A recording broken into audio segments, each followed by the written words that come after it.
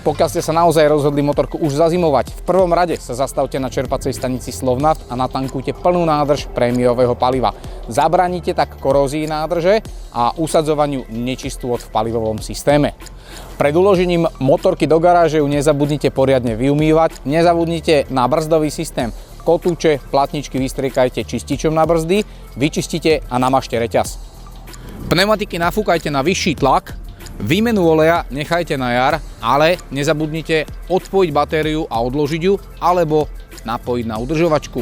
Pokiaľ motorku takto pripravíte na zimu, na jar ju zase bez problémov oživíte a môžete si užívať plný výkon.